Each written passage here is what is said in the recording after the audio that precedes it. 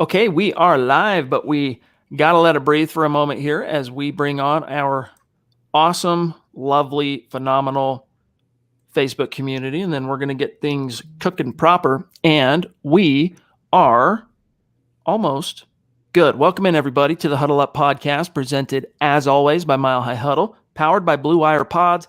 I'm your host, Chad Jensen, and with me, my fellow football priest, the deputy editor as well of milehighhuddle.com. He is Zack Kelberman. Zack, last night we titled our podcast around the finality of what it would mean perhaps to the Broncos' hopes of maybe getting an Aaron Rodgers if he were to retire, as the rumors kind of had it angling toward, right? But today it was blockbuster after blockbuster tweet from Adam Schefter.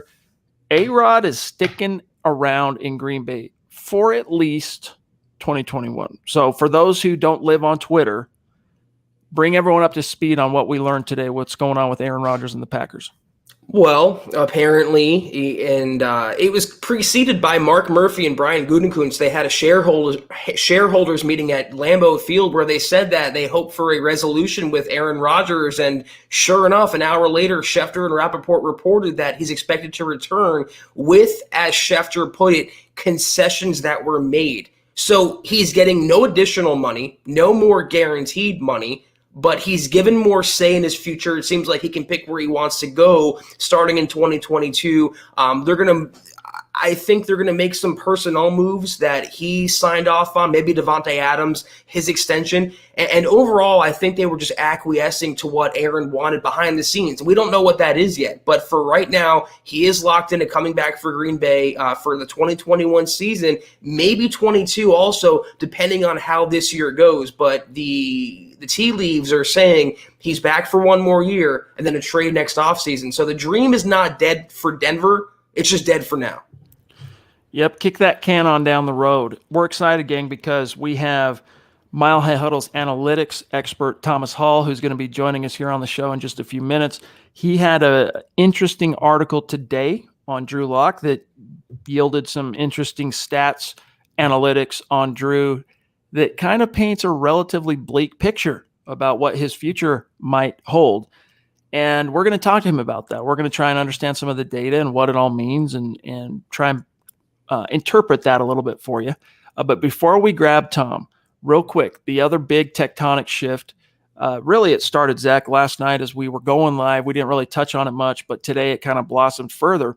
The Texans acquiesced. They're willing to talk trading Deshaun Watson.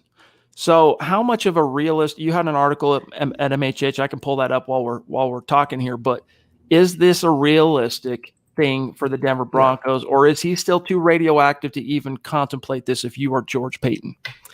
Well, if for my money, if you have 22 allegations still unresolved of sexual misconduct, you're kind of radioactive to me. And on top of that, I think it was Tom Pelissero from NFL Network reported that Houston would want 5 total draft picks, 3 first-rounders included, and starting caliber players in that deal. It is way too far, even for someone as talented as Deshaun Watson. And unlike A-Rod, he has longevity. He's only 25, not 37, but 5 total draft picks, maybe a starting player like a Draymond Jones, for example. It's just way too much for someone like we've written about. You can see right there, those accusations are not yet dealt with. They are not yet completed. The NFL is going through their investigation. The Houston Police Department is going through their investigation. But he hasn't landed, though, on the commissioner's exempt list right now, like Michael Fabiano says there. As long as he's not and he still wants out and Houston's willing to trade him, he's going to have some sort of market. But based on that I'm hearing, there's 3 teams that are rumored for his services: Miami, Philadelphia, and Denver. Denver is the one drawing the least attention. And even Benjamin Albright, who is repeatedly this offseason the only one in the media, the national Broncos media landscape, is saying, contrary to reporting, contrary to Kareem Jackson, Watson does not want to be here. So it seems like Philadelphia is the front runner. One of their analysts, reporter, whatever, gave it a 90% chance they would acquire him. Miami's also in there. Supposedly Watson wants to play in Miami, reunite with Will Fuller, the wide receiver. But nowhere lately does it link Denver as a serious suitor for Watson's services. And knowing someone like George Paton, who is so meticulous and so careful and so dare I say, conservative. I just don't think Watson is the apple of his eye. All right, guys, we got a lot more to get to on this topic, quarterbacks. We are officially kicking off right now the last podcast of the quote-unquote offseason, as far as the last Huddle Up podcast. You guys will get Building the Broncos tomorrow night. But when Zach and I return on Wednesday evening, we're going to be talking about whatever went down day one of Denver Broncos training camp. But tonight, it's going to be a very quarterback-centric program because we're going to be talking with Tom here in just about 60 seconds. Real quick, matters of business, and then we're going to grab Tom, and I'm going to blaze through this. Just make sure you're connected with us on social media, starting with Twitter, at Huddle Up Pod, also at Mile High Huddle. Our producer, Buana Beast, on Twitter, at John K. My partner, Zack Kelberman, at Kelberman NFL. Myself, at Chad N. Jensen. Also, check out the merch store when you get a second. HuddleUpPod.com, as you can see, one of our newest designs with these visages, these very visages on the T-shirt. Zach showing you guys what it looks like in the flesh. Check it out. Get your swag on. It's another way to support the brand here at MHH. Also, kindly consider following the podcast on Facebook. Navigate on your browser, facebook.com/milehighhuddlepod, or just open up Facebook on your phone. Let's face it, if you're a Facebook user, you've got it on your phone. Search Huddle Up Podcast. Give us a like. Give us a follow. That automatically enters you into our randomly selected raffle each and every week where we give away an MHH hat, a T-shirt, a little something to whoever is, to a person who is both liking and following that page. Also, become a supporter of Mile High Huddle on Facebook by going to our main page. You'll know you're there because there will be about 96,000 fellow Broncos fans just like you following the page. Big blue button at the top says become a supporter. Click that. $5 a month. You're in like Flynn. You get access to Kelberman's Corner, our premium VIP video podcast content every Sunday at noon, the Trickle Zone every Saturday at noon Mountain Time, and then my new show, of course, Broncos Book Club. Check that out. And guys, if you're not in a position to do those things, it is all good. We are seriously just grateful to have you with us. Just make sure that you are subscribed. Also, we would appreciate it if you like this video, especially if you're enjoying on YouTube or Facebook. Those likes, gang, go a long way toward helping us out, helping us grow, help us reach new Broncos fans like you. And then, hey, if we're doing a good job or you, at the very least, respect the effort, share this video, help us continue to grow and reach those fans out there who maybe aren't aware. Mile High Huddle's out here, a community like this of dedicated, passionate, outgoing fans waiting to embrace them. All right, without further ado, Zach, let's bring on our guest for this evening. The one, the only, the great Thomas Hall. Follow him on Twitter at Thomas Hall NFL. Tom, what's going on, dude? How are you? I'm doing well. How are you? Thank you for having me on. Appreciate it. Of course. This has been a long time coming, right? Like we've been talking about getting you on here and there, and finally inspiration struck. And of course, we're going to be Tom's specialties.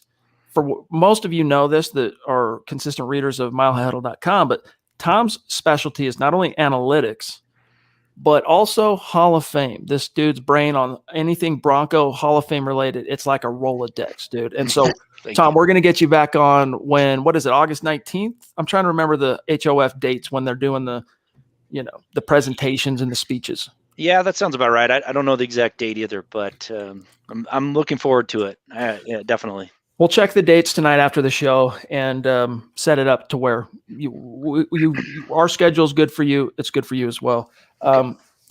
Let's talk first and foremost. You heard us in the intro there talking about the latest on the Aaron Rodgers front, the latest in the way things have shifted with Deshaun Watson.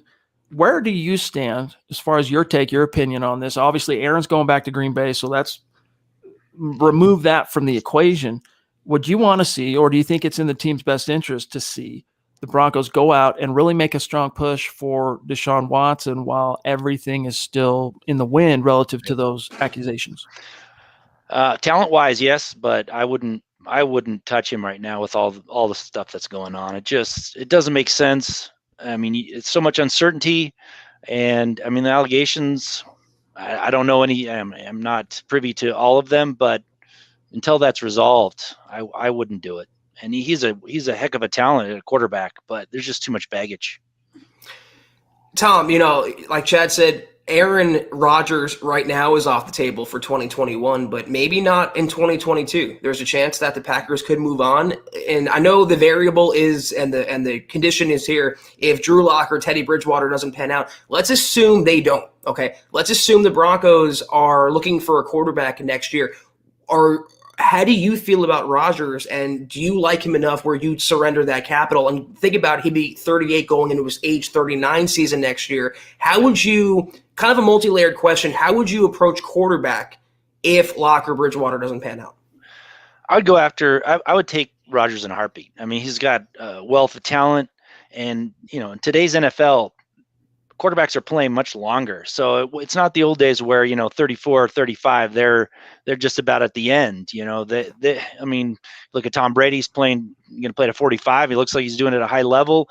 Drew Brees played pretty well last year at that age. I'd say you got 3 to 5 years left of Aaron Rodgers at a pretty decent level. I'd take that in a heartbeat. Even with the draft capital that they're talking about. I mean, you got a Hall of Fame caliber quarterback plopping into your lap. Doesn't happen very often. So definitely take him. And we saw what happened last time. The Broncos were lucky enough to land such a QB. That's right. Before we get to your article here, Tom, I want to grab a couple of our great Super Chat superstars who've been very patient with us tonight, including Max Power, who, as you can see, is from across the pond, giving us 5, I think that's euros, right, Zach, or is that pounds? I think it's euros. Either way, Max, thank you for the donation, my friend. It means a lot. He says, think the Broncos win 8 or 9 games with Teddy, but if they're serious about competing, then they need to trade for Gardner Minshew. Troll. They'd win 11 games, minimum 37 and 11 career touchdown interception ratio. I don't know. I think Max is actually serious in this case, Tom. But what's your take? We've given our take on the whole Minshew. There is a minority of Broncos fans, when I say minority, it's slim sliver, that have caught Minshew fever, right? But what would your take be for Max Power? Yeah, I mean, I like Minshew. I don't know if he's going to give you any more than what you have already in Locke or Bridgewater. I mean, he's fun. Like I think he would be fun for fans. I mean, people seem to really love him, and he seems like a very likable guy. I just don't know how much more talented he is than what they have now. I mean, he could be. I like his stats. He played good. He played good down, for a poor Jacksonville team. So, I mean, I think if he was offered up in a trade and you didn't have Bridgewater, you definitely pull the trigger on it if it wasn't too expensive. But I just don't know how much more he gives you than what we have. But that said, I mean, we're looking at 2 quarterbacks right now that haven't really proven themselves to be spectacular. So, True. Zach, I know you got a question. So before you throw that question at Tom, and then we'll get to his article, grab Sam Bam here. I just wanted to say about Minshew, I mean, they knock Drew Lock for having fun, but yet they celebrate Minshew for having that same fun. And show me where fun is in the stat column. It's not there. So I want a quarterback that's all about business, not a guy who's trying to grab headlines. And he's in Jacksonville right now saying, I'm not going to go quietly in the quarterback battle. Yes, you are. You're lucky to have a job still. They drafted a quarterback #1 overall. He's great for, I understand, Tom, what you're saying. I agree. Great, likable person. You want to get a beer with him. You want to watch a game with him. I don't want him quarterbacking my team. But Sam, $5 super. Thank you so much, Sam. He asks, or he goes, I'm so glad we can be done with the Rodgers talk, or let them hate. I am too. I mean, it was good for business, and it was enticing to think about number 12 in a Broncos uniform, but you and I, Chad, were 2 of the bigger skeptics that it was ever happening. And I'm not trying to pat ourselves on the back here, but we always were looking at it realistically that the Broncos quarterback is either named Drew Lock or Teddy Bridgewater. So now that we know that for sure, more than likely, we can move forward. And I'm excited about that for training camp. Tom, real quick, I'm going to get to your article. But while I do that, Zach, since we do not have the great Buona Beast in the chat with us tonight, he's dealing with some stuff that he had an appointment he had to take care of or something. But anyway, we need to see the chat just did a jump. I'm at 625 contender view. If you can have any of Braden and Shane, if you got any of those 3 while I bring this up. All right. So, Tom, let's shift gears. I know you're a busy man. You got fish to fry. So let's get to your article. And, guys, if you missed this piece, you got to rectify that and go read this, because It has been viral on MHH social media today, doing a lot of traffic for a reason. Now, Tom, I know it would be just as easy to have you set this up and explain it, but for the sake of being as straightforward, because we're getting into the weeds of numbers and analytics, and it can become, analysis paralysis. I'm just going to set this up and then let you take over. But I'm going to quote you here. Here's Tom today. Quote, by looking at the performance improvement of every quarterback since 1960, where a quarterback was 1 or 2 years removed from his first qualifying season, we can see just how simple or hard it is for a quarterback to improve. In Drew Lock's case, we only need to see if he can improve over his 2020 performance to elevate himself into the NFL average range this year. To get to average, Lock needs to increase his completion percentage by 14%, his yards per game by 9%, touchdowns per game by 40%, and then reduce his interceptions per game by 40%. First, though, we need to see how many of the nearly 260 individual quarterbacks and approximately 425 such second and or third qualifying seasons since 1960 improved by those percentages in the respective categories individually and in combination. So that being said, Tom, all right, setting the stage like that, explain to our great audience the uphill battle Drew has, how difficult it is in terms of what the analytics and historical record prove for a guy like him. Sure. Thank you. Yeah. Well, I'll tell you, I really started this whole analysis because people were comparing stats from, 30 years ago or 20 years ago and trying to say, oh, well, this quarterback's going to improve. And so what I did was I went back and I looked, and I wanted to look adjusted for era. So that's what I did. And what came out of it was Locke, unfortunately, had one of the worst seasons, the top 100 worst seasons of a quarterback adjusted for era. So that doesn't I've seen, we have Hall of Fame quarterbacks that have done that too. So John Elway was in that group. Troy Aikman was in it twice. I mean, it happens. But what I really wanted to find out was, what could Drew Lock do? How much would he have to improve to not only get the Broncos into a position where they're moderately successful this year, so playoff contenders. I said, if he can get to average with this roster, he could probably, that's a big improvement that helps the team get to in a playoff hunt. And then I wanted to see, well, is it possible to improve that much? Well, yes, theoretically it is possible. He could improve into a top 10 or elite status, that theoretically, but based on past history, based on all the quarterbacks that came before him, is it realistic? And I really like Drew Lock. I mean, I really like his arm strength. I think he's a leader. His teammates seem to like him. He's a hard worker. But I've been an analyst for a very long time, and there's things that I've liked in the past, and then I see the numbers, and I'm like, well, it's just not realistic. So what I had to do was look at, can he improve to what I would say was an average quarterback based on 2020? And I know that there might be some improvement or some reduction on the average going the next year, but it's not going to be very much. So basically what I found out was he needed to improve his completion percentage 14% to be at the average. Well, looking back in history, since 1960, including the AFL, only 15% of the quarterbacks in their second or third qualifying season removed from their, not rookie season, but their first season that they played that could qualify, actually did that. 52% improved their yards per game, 9%, which is Drew Lock needs to improve yards per game. 31% improved touchdowns per game by at least 40%, which is what Drew Lock has to do to get to average. And I think the most important piece here, he has to reduce his interceptions to at least the mean. And only 13% of quarterbacks since 1960 was able to do it, the amount that Drew Lock has to do. So that, to me, paints a picture of that's a big hurdle to overcome. Can he do it? Maybe he can. And can he become average by improving his yards and his touchdowns or his interceptions in different combinations? Yes, he can do that. But it's an uphill battle, because to improve all four of those, it's near impossible. It's only happened 5 times in the history since 1960. 5 quarterbacks are able to do that.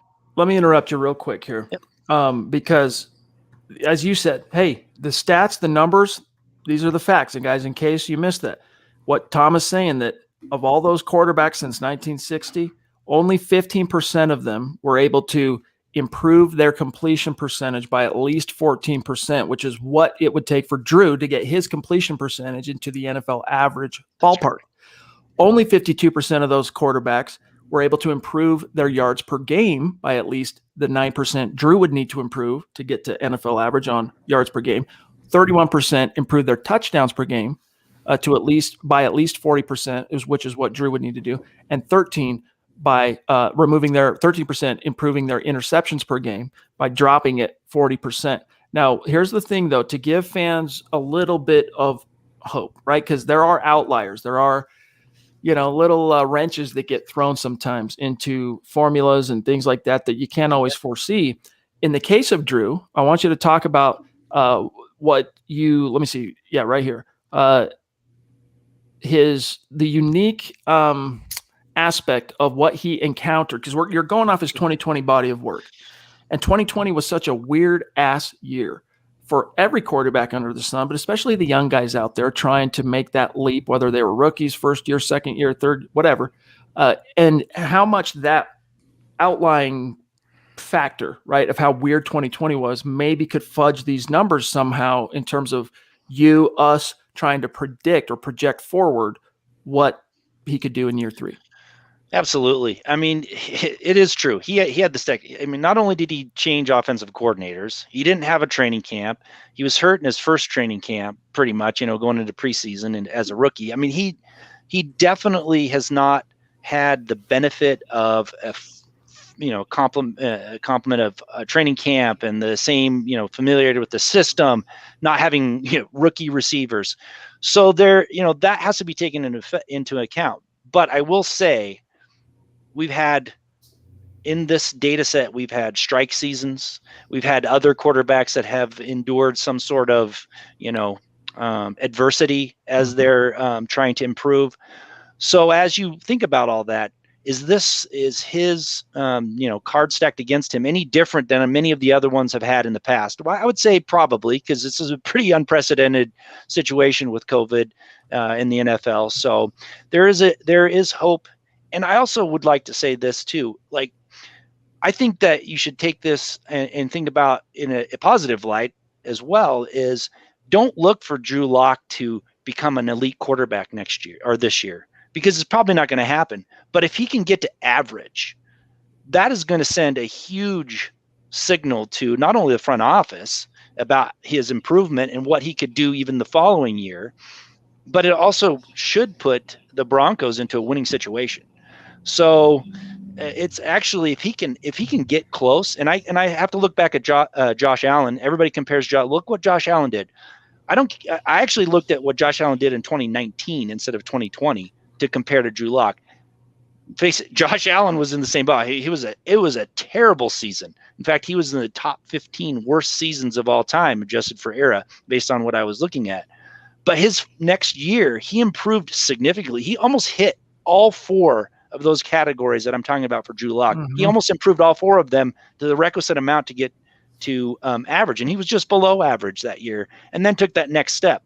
That's what Drew Lock needs to do. We need to see a major improvement from him, because if he can't, Teddy Bridgewater is going to be taking over for him. And that's probably the last time we'll see Drew Lock in a Broncos uniform. So I want him to make it, that far, so we can see what he actually can do, because he's got a ton of talent. His arm strength is great. He's got a lot to be liked. He just needs to make that requisite improvement to give everybody hope that he's the future. Tom, I have one question for you, but before I ask you, I want to just say great job on this article. I respect the work. I respect the stats you put out there, and I'm pro Lock, but I appreciate facts, and I appreciate you not relying on emotion, just relying on facts and stats in front of you. But throw those out of the window, okay? Throw analytics, stats. To Thomas Hall, what's a successful season for Drew Lock this year? How would you quantify success for Lock in 2021 enough to hold off a quarterback search or competition in 22? Yeah. Well, first of all, he can't lose his job to Teddy Bridgewater. So, I mean, he has to be able to improve enough that he holds off the next person in line. But it has to be a significant improvement. I mean, he has to be he can't be carried by the defense. He has to do his part. So, for instance, I've been looking into their schedule. I'm working on the second half of the schedule, and what I've seen is they can rely on their defense, and I think it's going to be a good defense for the first half of the season. But if the offense doesn't take care of their business by the second half of the season, and Drew Lock's part of that by throwing too many interceptions, then that's when people are going to start to doubt him. But if he can limit his interceptions and give that defense, who I think is going to be pretty darn good, give the defense opportunity to do what they do best, not putting them in the hole, I think that's a win. And if they can be in the playoff hunt and Drew Lock isn't carried by that defense, he's part of that winning, where he actually shows that he can win games. And I've seen it. I mean, we saw it in his rookie season, and we've seen it last year too. He's got the talent to do it. If he can do that, I think he gets another year. I think the Broncos will buy in, unless, of course, Aaron Rodgers becomes available and that throws it all out of whack. But if he can make that big of an improvement, and it doesn't have to be massive, he doesn't have to be known as elite now. It's his second full year. I think that'll give him another shot for sure to show that he can improve. All right, real quick, guys. Tom's only got a couple more minutes, so any questions, get them in on Super Chat, or else, especially tonight without John, we are not going to see them. Real quick, Tom, before I ask you my last question, and we'll see what's in the chat, we got to catch up on a few of our great community members who support Mile High Huddle every single day. And we got to say thank you and shout out these top star senders on Facebook, starting with Alexander Emmert. Thank you, my dog. Andrew Baker, what's up, brother? The legend, Gary Leeds Palmer, also legendary in his own right. Travis Tarbox. Thanks, you guys, for those stars. If we're unable to see any direct questions, comments you might have in the chat, just know that we're a little understaffed tonight. We'll look for you, don't worry, but we might not be able to see it because of the way StreamYard works. We wish they showed the star questions in the same way for us, viewing it through the streaming platform that they do YouTube, but they haven't gotten that fixed quite yet. And then others, really quick, want to shout out Braden Paw. Thank you for the super chat, my friend. He says, Teddy pick to a rookie on a short route today. Zach, I need your syntax there. And then he says, best pod out there. Thank you, Braden. Thank you, Braden. He tagged us on Twitter. I think the Broncos put out a quick little highlight video from training camp of the quarterbacks, and apparently Teddy Bridgewater threw a pick on a short route. So it doesn't mean much, and we're not overreacting. We're not rooting for Bridgewater to fail, certainly not. But it shows that both quarterbacks have and will make mistakes, and we shouldn't overreact to anyone if it's Drew Lock or Teddy. All right, last one, and then we'll get to one more question for Tom. Shane Daniels, thank you, buddy. Appreciate you. He says, hey, Chad and Zach, it's the start of training camp. Hashtag let him hate. Tom, this isn't my last question, but just for my own satisfaction, how excited are you for football to finally be back? You've had a very busy summer yourself. I won't share anything that you don't want to share, but you've been a very busy man yourself. But how looking forward to Wednesday are you? I am so excited. The last couple of years, and I've been so busy trying to remodel a house, get ready to move. I haven't been able to participate like I used to in the past, and I am like stoked because now I don't have anything really to do, and I can enjoy watching training camp unfold, watch preseason, and now that I'm closer out west, I don't have to wait all day for the games to start. So I'm very excited. All right. Last question, and then we'll cut you loose. And thank you for giving us a little extra time tonight, Tom. But what is Drew Lock aside, Teddy aside, we've talked about on this show how regardless of how this quarterback competition shakes out, George Payton came in and did a good job of raising the floor of the quarterback room, which John Elway obviously struggled to do last year. You could argue he did just fine in 2019 because, he went out and got Joe, but he also brought in Drew, which raised the floor. This year, combined with, you mentioned the defense, combined with the pieces at the skill positions around whoever ends up being the quarterback, the offensive line hopefully taking another step forward as a unit gelling, Garrett Bowles, all that. What is your outlook for these Denver Broncos in 2021? Remember, 17-game schedule now, so that alters the math. Absolutely. Well, I always have to preface it with if they stay healthy, that's the big key. But if they can stay healthy, I'm looking for at least 10 wins. I think they can get 10 wins, even if the quarterback situation isn't totally resolved and they're doing great. Because looking through the first half of the schedule, I think the defense is going to make a lot of hay, and I think they're going to I think they're going to come out of the gate strong, and I don't think you're going to see a 0-3 September or whatever like you've been seeing in the last. I think they're going to get some wins, get some confidence going. I actually, if Drew Lock can get close to average, I think 11 wins is in their grasp. I think they're in the playoffs, and from there with the defense, we've seen it before. If they're as good as they're showing on paper, they can make a run, but they have to get there first. But I think they will. I think they're going to make the playoffs this year. All right, Zach, unless you had anything else, we'll cut him loose. One little addendum. Thomas, does your win total, is there any variation if Teddy Bridgewater starts in your eyes? Do they still win 10 games? Is it less? Is it more? How do you see it? I think so, because I think you're looking at an average quarterback as it is. So if Teddy Bridgewater's starting, I think they're still gonna have the same record as if Drew Lock starts and keeps his job, which means he's made improvements. So I think they're either way. I think they're going to get to 10 wins. It's great for us to talk to a guy who's very left brain oriented, because we're a couple of very right brain oriented guys. And so it's really good to get that balance. But Tom, thank you so much for making some time for us tonight, my friend. Guys, make sure you're following Tom on Twitter, as you can see on screen here, at Thomas Hall NFL. And then go read his piece. I put the link in the chat, you guys. You can either read it while you're listening or check it out after the pod, but make sure you get that read under your belt. You need to, especially with training camp opening up on Wednesday. Very timely article, Tom. I'll echo Zach. Well done, my friend. Excellent piece. And like I said, check your schedule. We'll see when the Hall of Fame thing is. We'll have you on that week for the Hall of Fame. It'll be fun, man, to really celebrate. Definitely. 3 Broncos getting up there talking about the going into the Hall of Fame, being enshrined. So we'll look forward to talking to you then. It's long overdue to get more Broncos in the Hall of Fame. So I'm glad to see it. But thank you very much for having me on. I really appreciate it. All right, brother. Good one. Thanks, Tom. Thank you. We'll talk to you soon. Follow him on Twitter, gang, at Thomas Hall NFL. Lots to kind of react to what we just went through with Tom. But first, Zach, without John here, let's catch up on a few super chats, including Contender View, who's been a patient boy. Thank you, my friend, for the super chat. He says, Chad, did you lose some LBs? I have lost a little weight, but it's pretty negligible, to be honest with you. I've over like the last, since my son was born, so 2 months or so, I've lost somewhere around 7 pounds.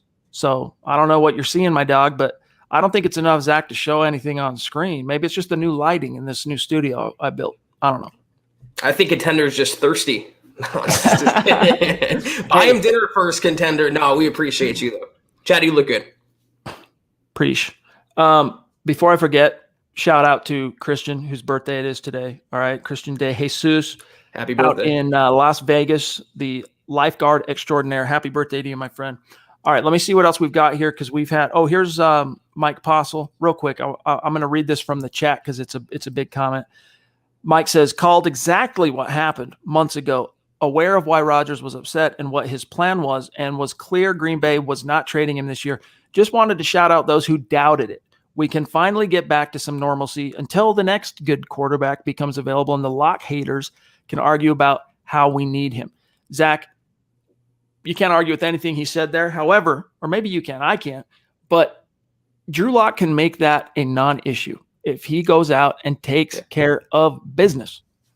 And I think that's the point that our critics about the Lock, our opinions on him, that's what they're forgetting here. We're saying, and we are genuinely advocating for Lock to not be the Broncos quarterback if he fails in this audition. It's up to him completely. He has his job as the Broncos quarterback up in the air in his hands. He has his future in the NFL as a starting quarterback in his hands. He controls his own fate. And like you said there, he can end these narratives.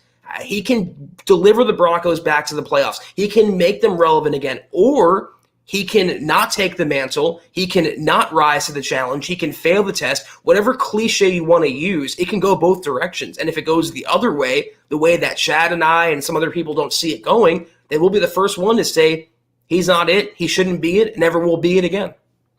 Andrew, thank you for that super sticker, my friend. we don't have the extraordinary talents of John with us tonight to do the share screen to show the sticker, so we don't know what the emoji might look like. But thank you, my friend. Acid Hippo. Yeah, is it the Acid Hippo? Also, Steve Hearn jumping in with a Thank you. super chat. Thanks, buddy. All right, I'm gonna sift through here, see where we're at, and then I want to react a little bit more to some of what Tom had to say here. Here's Steve Hearn with another super chat and a question/comment. Appreciate you, Steve. He says, I'm glad. And by the way, Steve, if you're on Twitter, are we connected? Make sure you reach out to us and do one of these so that we can stay connected on Twitter, keep the conversation going. We like to stay in touch with our super chat superstars. He says, I'm glad Rodgers and Watson reported less distractions. Tired of hearing Drew blamed for 5 years of futility. Not all Broncos woes are his fault. Indeed. Yeah, locked arrangement syndrome. It took on epic proportions for a while there, Zach. It's kind of dialed back a little bit for whatever. Maybe it's just kind of the sleepy, side effect of the NFL summer, but it hasn't been as deranged. But the first crack in the veneer, they'll be coming back with gusto. Exactly. The first pick, the first fumble, the first loss. I mean, even the first incompletion, the first 3 and out.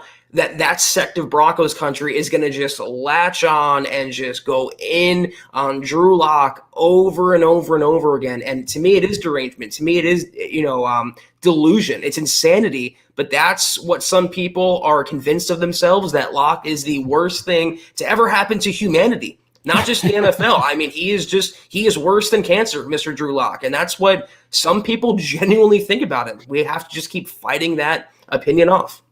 Andrew, what's up again? Thanks, buddy. He says, what's up, gang? What's up, Tom? MHH for life. Go, Chad, Zach, Beast. Appreciate you. Here's a question from one of our great supporters on Facebook and YouTube, Dave Glassman, great community maven, bona fide superstar. Dave says, how much of a gamble is Watson worth?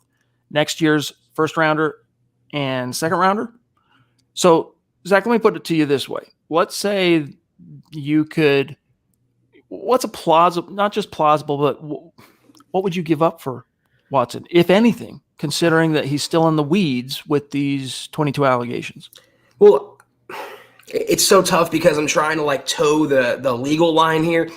My thing is, if these 22 accusations were credible, I think we would have found out more about it if it was a criminal situation. If he was facing criminal charges or maybe even prison time, whatever, I feel like that would have come out by now. It seems like that's slowly going away, and behind the scenes, he's working on settlements. So I'm going to answer this question assuming that 22 allegations are no longer an issue. I would surrender a first-round pick for him. I mean, he's the NFL's reigning passing champ. He's a Pro Bowler, prime of his career. I mean, that's pretty doable. But when it goes to 3 first-round picks, like one report said, and multiple players, it's way too far. Right now, I wouldn't go beyond 1 first-round pick and a combination of mid-round picks and maybe a player. I wouldn't go to 2 first-round picks for Deshaun as of July 26th. All right, the chat just did a massive jump on me. So while I go back through on the back end, why don't you grab Dennis here? Yep.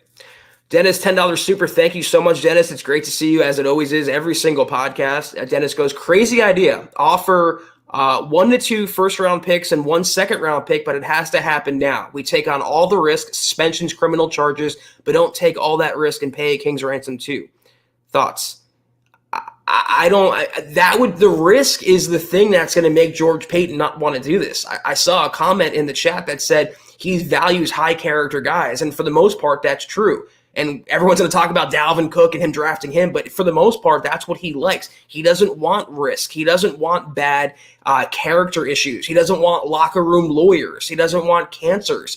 And I don't think right now he wants a radioactive quarterback who tried to force his way out of Houston and has 22 allegations still up in the air. Not 1 or 2, but 22. Mm-hmm. I just think, again, the specter of Watson is definitely enticing, but when you're talking about multiple first-round picks, it might as well be solid gold bullions to George Payton. That's what it is. Yep. So when you're getting in that territory, Dennis, multiple first-round picks and a second-round pick with the possibility of criminal charges coming, I can't see Denver signing off on that. I can't either. If this was a situation where imagine the world we were living in. What was it, Zach? January and February before the allegations came up. And we were just talking to Sean straight up as what we knew about Deshaun before these allegations. You and I were still erring on the side of, let's not bet the farm when Drew could be turning a corner this year. Now you've got the allegations. I'm all about staying away. I'm sorry, guys. I'm staying away from Deshaun Watson. And I think George Payton, being the pragmatist that he is, right, probably shares a brain on that. Michaela with a very, very, very generous super chat. The Duchess jumping in. I'm sorry we can't show your actual super chat. We're having to reverse engineer it, but we wanted to make sure to get you your love and just how much we appreciate you. She says, personally, I am very excited to see the new improved lock. # let him hate. Thank you so much, Michaela. You know we love you. It's so amazing to me, Michaela, every single podcast, your generosity. Thank you. I'm excited to see Locke for sure, but I'm also excited to see Bridgewater. That's coming from a Locke fan. I'm excited to see the Broncos offense. I'm excited to see the defense. I'm excited to see every new player, returning player, Vaughn coming back, Vaughn and Chubb together, the new secondary. Michaela, I'm just excited and happy that football season is here. Training camp is here. Let's go. Finally here. Thank you, Michaela. You the bomb. Here's Toffer from Great Britain. Thank you for that super chat, my friend. He says, Locke is good. He just needs games for experience. We agree with you on that. And it's one of the reasons why I was a little bit skeptical, Zach, about the notion of even splitting reps 50-50 with Teddy, because this is a guy that was robbed of the reps that he needed. I mean, guys, I want to remind you, you've heard me, those of you who are listening every day, this is nothing new to you, but we got a lot of people that are first-time listeners every single show. And then we also have people that during the 6-week NFL summer, they pop in and out. They're not really listening every day per se. But listen to me, all right? Drew Lock, I'm going to say it in a different way. Pat Shurmur said during OTAs, when they were completed, Zach, all right, mini camps in the books, make him available. How did it go, coach? Oh, it was great. We got half a season's worth of reps in OTAs. So not only did Drew lose half a season worth of reps because he got no OTAs last year in a new system, but multiply that by whatever number he lost through preseason opportunities that were squandered and training camp. Yes, did the Broncos have a training camp, Zach? Of course they did, but it was not a traditional normal training camp. The reps even then were limited compared to what a traditional training camp looks like. So I'm on the same page with you, my friend Toffer, that Drew needs as many swings at the plate as he can get. But the Broncos look, it's not all Drew's fault, as we say on this show. It's not his fault that they were a complete crap show for the 3 years before he showed up. And even his rookie year where he came in and went 4-1, it's not his fault that they decided to go with Joe Flacco to start that season. It's not his fault that they decided to keep him on injured reserve for 6 weeks longer than they needed to. Like, he was healthy after week 5, week 6, if I'm remembering right. They didn't activate him until week 13. None of that's Drew's fault, but he does get the blame for it. And that's why, whether it's fair or not, Zach, the Broncos are no longer in a position to be patient in the traditional sense that you would with a highly drafted quarterback. It's, you got to put up or shut up. And so he's going to have to split the reps. But if he does win this competition, every single rep in a live bullet situation, whether it's a preseason game or NFL game, I mean, it's like a college education. I mean, you mentioned the reps, and literally losing those reps, that impacted having what was training camp last year. But how about the psychological impact? That was Locke's first full season as a starter, and he was navigating a pandemic, social distancing and masks, and everyone was worried about catching the virus. I mean, it was the furthest thing from normalcy. So he had that to contend with after only playing in 5 games as a rookie. He won 4 of them, by the way. People forget that. But then look at the other circumstances, and these aren't excuses. Even Thomas Hall laid these out, and he's not exactly a Lock stan. I mean, you talk about the injuries, the pandemic, the coaching, the offensive line play. All of these factors go into it. But another factor that goes into it was also Drew Lock. So we're being fair in that he's the one that threw the picks. He's the one that would fumble. He took unnecessary sacks. He took unnecessary hits. His footwork and technique were bad at points last year. That's all on him. But when you look at realistically, Drew Lock right now, entering 2021, 5 games as a rookie, and then all that happened last year. So why wouldn't any fair-minded person, knowing the Broncos aren't getting Rodgers, knowing they aren't getting Deshaun Watson, why wouldn't they want to see what they have in Drew Lock, just to see one way or the other what he's going to be, to answer that question and check one of those 2 boxes? Yep. Hey, Rose, what's going on? Been a minute. Good to see you back in the chat, supporting the cause. Thank you. He says, I know we talk about coaching needing to improve. What's something in particular you would like to see change from this coaching staff this year? All right, how much Zach, time we got? Let me give one, and then you give one. Yeah. I want to see Vic Fangio show presence of mind and command in critical clutch moments and not blow things, whether it's misguided tactical decisions or simply mismanaging the clock, blowing timeouts.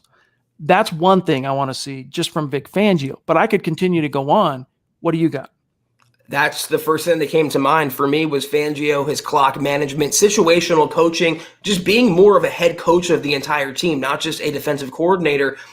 From Pat Shurmur, though, I mean, this is the low-hanging fruit. It's be more creative. It's win games because you're out scheming the opponent. It's use your personnel and create matchup nightmares. Chad, real quick, our fans don't like hearing it, but there's a play from Cowboys camp of Zeke Elliott getting open and catching a wide open touchdown. The play design, I bring that up because the play design, he got Zeke open. That's a running back in a passing route. There is no reason why Pat Shurmur, he might not have the brains of Kellen Moore, but he has the talent of the Cowboys offense. With this personnel, these receivers, these running backs, Noah Fant, Albert O, why shouldn't they win games on the strength of their play and on their plays? That's what I want to see. Well said. Quickly, I want to shout out more of our star senders or superstar senders on Facebook. And pardon me, even if I've already mentioned you, I'm going to mention you again. Alexander, thank you, my friend. Pete Middleton, what's up, my dog? Travis, again, thank you. Andrew, thank you, buddy. Gary Leeds Palmer, you the man. Ed Keating jumping in as well. Dave Glassman jumping in. Legendary members of our community. Thanks, you guys. And we are going to keep an eye out. We'll see if we can grab one or two. If you guys have comments or questions in the chat on Facebook, we'll try to get to those here. Zach, here is one from, hey, look who it is. It's the birthday boy himself, Christian De Jesus, jumping in. We did shout you out, bro, before I even knew you had a super chat in. So happy birthday, your football priest. We're looking out for you. I hope you've had a good one. Yeah, hope it's a great day, Christian. Thank you so much. And let us know how old you're turning, if you want to. Dave from Georgia, another legendary superstar, Mount Rushmore superstar. He's been on the show. What's up, Dave? Appreciate you, bro. Did y'all hear what Minshew said about the Jacksonville QB competition? Hashtag Best Broncos Pod, hashtag Football Priest. Zach, I did not. What did you hear? I referenced it earlier. He said that he's not going down quietly, and how do I say this in a podcast friendly, family friendly way? He doesn't even take craps, so he's not focused on number twos. That was the gist of his comment.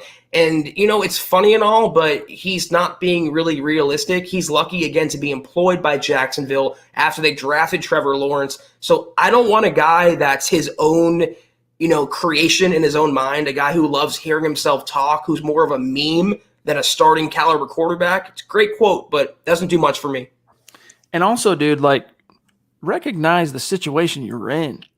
Your team just drafted what exactly everyone views as the next Peyton Manning or Andrew Luck caliber number one overall sure thing, lock it down pick, dude. You have been relegated to afterthought status, my dog. And that's cool. Hey, you got to peacock. You got to stand up for yourself. You got to draw a line in the sand, dude. But come on, let's be real. Dave Glassman, appreciate you, brother. Yeah, Drew versus Teddy is official today. I'll say yes to that once the Watson thing gets resolved, because that's blown in the wind, and we have hype-filled headlines from George Payton's first few days in Denver talking about being a part of every deal and da-da-da-da.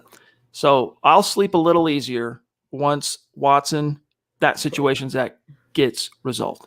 Yeah, I will too, but it's looking like, and even Mike Kliss said today in reaction to the Rodgers news that the Broncos are fully prepared for the Lock Bridgewater battle. So, day one, it already started when they reported to camp, and we've seen some highlights from that. But yeah, Wednesday when they have their first practice, if Deshaun Watson's on a Bronco, game on. Mike Postle, appreciate you, brother. He says, Chad and Zach, the most real there is, the only ones I take the time to watch of any out there. You're very kind, Thank brother. you, Mike. And the reason I support, appreciate you, bro. Appreciate you. We try to keep it real.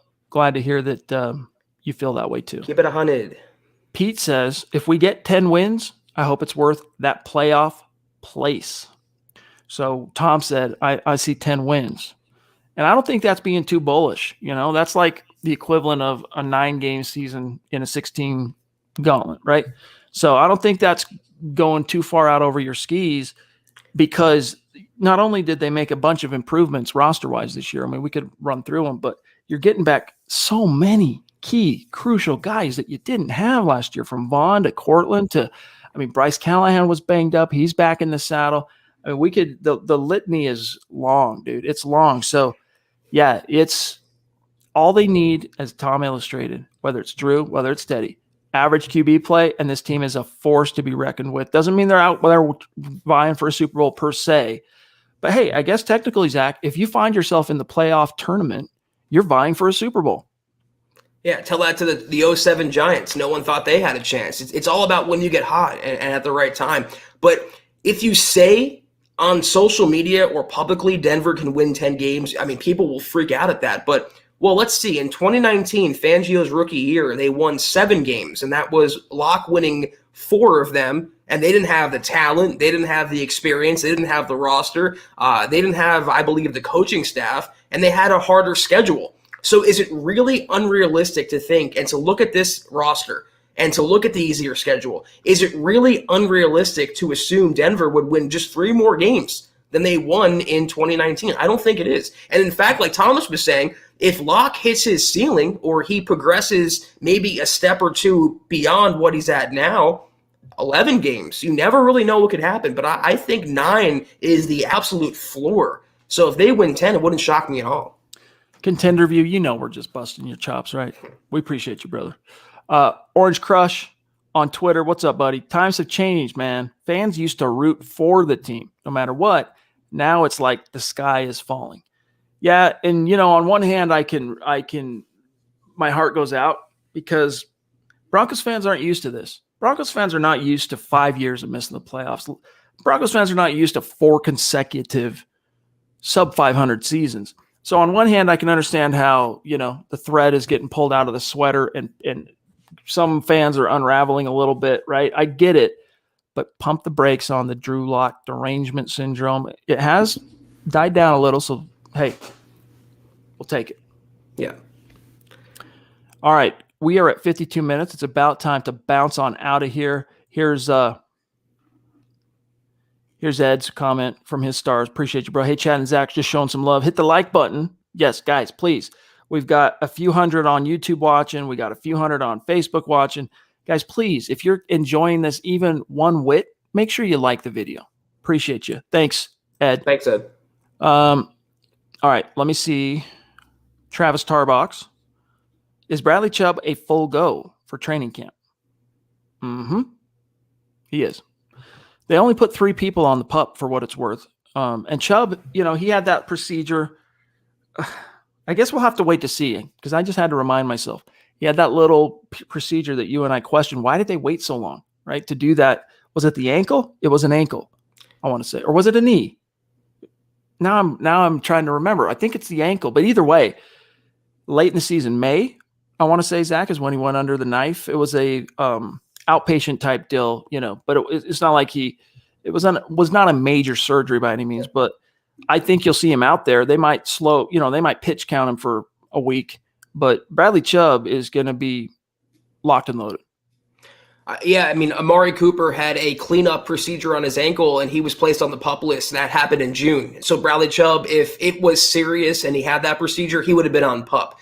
The 3 players, it's Browning, Bassey, and I forget the third one. But yeah, Bradley Chubb's not on there. And for what we know, And no news is good news on his recovery from that. Mhm. He is 100%. He should be full go, and knock wood, it stays that way. Yeah, it was a minor procedure on his ankle, removing a bone spur that took place in May. So I think, yeah, he should be good to go. Andrew, what's up, buddy? Chad and Zach, can't wait till y'all see your gifts. My buddy engraves things. Needless to say, y'all are getting some dope one-off engraved picks. Ooh, we got a preview here. And a few other small goodies. Thanks, Priest. Hey, we look forward to seeing that stuff, my friend. We can't wait. You the man, Andrew. Thank you. Okay, and it'll go in this office. It'll go in Zach's office behind him. It'll be. I'll make sure it's seen behind me. It'll be flaunted with pride. Trust. All right, we got one more super chat, gang, and then we're out of here for tonight. Let's see here who just popped up. It's been a while, Zach, since we've had to navigate a podcast without our trusted this producer. World? It is makes you appreciate the beast all the more. We appreciate the beast, but it makes you intensify. Corey H., good to see you, brother. Thank you for that very, very generous super chat. He says, I can't lie, I'm a little bummed tonight about Aaron Rodgers. I still had hope. I'll get by somehow. It was nice to dream for a little while. Somehow. Go Broncos. Well, let me tell you, Corey, pin your hopes on Drew Lock, because Teddy's not going to be some, even if he has a nice camp, you're not going to see some blowing the doors down version of Teddy in year 7 or 8. I think 7, right? It ain't going to happen. But you have a chance. Drew is still in chrysalis. He's in utero. He's still growing. He's still developing. And even though Tom's analytics article is somewhat, throws a little cold water on that notion, the one thing that jumped out to me in reading that piece was, look, this is all based on what his 2020 year was, improving from that production to getting to NFL average. So here's Drew, 2020 production. Here's NFL average. There's a gap there. All right. How do you bridge that? And what are the odds based on statistical, history that he can do it? The quarterback since 1960. Well, it was a weird year. I've not wanted to ever read too much into Drew doing well, or even the games in which he struggled hard, just because of how weird that year is. And you don't know, Zach, how much that throws off the math, honestly. And there's no way to quantify it. You just have to wait and see. That's right. And, Corey, I love you, and I definitely appreciate you. And I get that you wanted Rodgers, and it still might happen next year. So, but if you can't get over it with training camp starting and the prospect of a new Broncos season with this much talent, this much hope and expectation, I don't know what to tell you. It'll be okay, though. Shut up. All right, guys. That's going to do it for tonight's episode of the Huddle Up podcast, and the very last one of the offseason. Been a great ride. Thanks for hanging with us through what has been, we love the offseason component of pre-draft, pre-free agency. I mean, that's the funnest time to cover a team and do what we do. And I think even for fans, honestly, for a lot of fans anyway, it's more fun than the games themselves, because you get fantasy involved and speculation and rumor, and you're wondering how things are going to shape up. But then after the draft, you get to OTAs, you got a little bit more to keep you going. And then that cliff, man, that you must confront, the 6-week NFL summer. We made it through. And so thanks to each and every one of you for riding with us through it. Our Super Chat superstars, our supporters on Facebook. We love each and every one of you. So thank you for a great offseason. And Zach, sign us off, dog. Have a great night, guys. Have a great rest of your night, Chad. I am so excited to return with you Wednesday to talk Broncos training camp first practice. I can't believe it. But, guys, if you haven't already, be sure to follow the Huddle Up Pod on Twitter at Huddle Up Pod. You can follow the main account at Mile High Huddle. You can follow Chad on Twitter, as you can see, at Chad and Jensen. You can follow me at Kelberman NFL. Be sure, guys, to follow the producer, Buana Beast, at John K. MHH. And if you haven't, go to huddleuppod.com and get your gear. Great shirt. It's very comfortable, very flexy. I just don't know what's weirder, wearing your face on my body or my own face on my body. I have to get over that, but very high quality shirt. I recommend that. If you haven't already, guys, facebook.com/MileHuddlePod. Like the page, follow the page. Also, facebook.com/MileHuddle. Become a supporter, big blue button. Kelberman's Corner, Broncos Book Club, Trickle Zone, more shows coming. Stay tuned on that. But if you can't do any of those things, we ask you to do 3 things that take 5 seconds. Subscribe, like, and share. Helps us grow, reach new people, reach new fans, and get us going with more momentum heading into training camp. But we are off until Wednesday evening. Tomorrow is Building the Broncos, 6 o'clock Mountain, 8 o'clock Eastern. We're back in the saddle, 6 o'clock Mountain, 8 o'clock Eastern on Wednesday. Broncos training camp day 1. Be there or be square. Take care, guys. And as always, go Broncos.